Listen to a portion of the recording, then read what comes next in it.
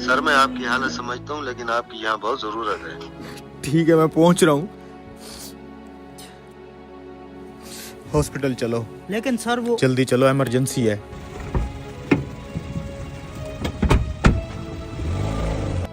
Patient की क्या हालत है? सर बच्चे की हालत बहुत क्रिटिकल है। ऑपरेशन थिएटर रेडी है? जी जी सर, सब कुछ रेडी है।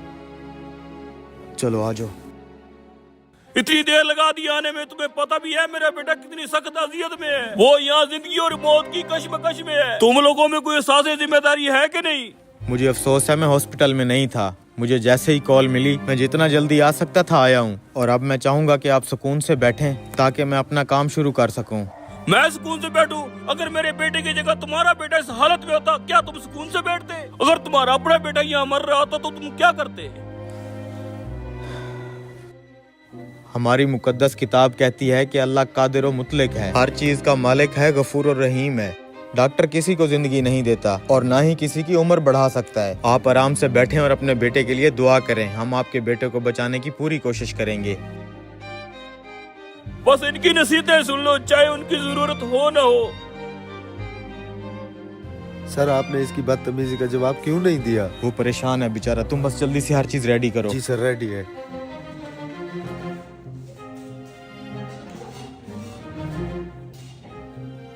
पता नहीं क्या हो रहा होगा मेरे बेटे के साथ। सिर्फ इस डॉक्टर के लिए आने की वजह से अंदर मेरा बेटा तड़प रहा होगा। अगर मेरे बेटे को कुछ हो गया तो मैं छोड़ूंगा इस डॉक्टर को।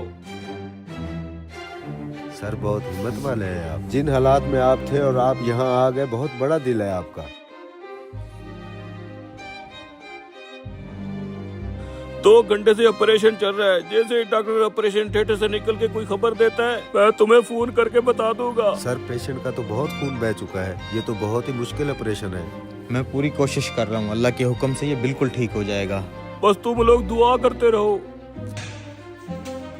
आपका बेटा अब खतरे से बाहर है। अगर मजीद कोई सवाल हो तो इन डॉक्टर साहब से पूछ लीजिएगा। देखो इसे, कितना मगरूर है ये आदमी। एक लम्हे के लिए ही नहीं रुका कि मैं अपने बेटे की हालत के बारे में पूछ लेता।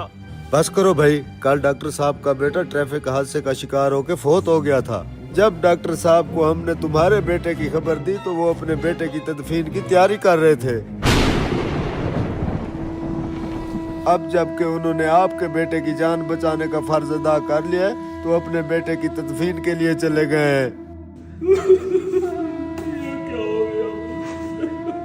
कभी किसी पर बेजा तनकीद ना करो, क्योंकि तुम नहीं जानते कि दूसरे की जिंदगी कैसी है और वो किन मुश्किलात में मुब्तला है। तुम्हें नहीं पता कि वो तुम्हारे काम आने के लिए कितनी बड़ी कुर्बानी दे के आ रहा है।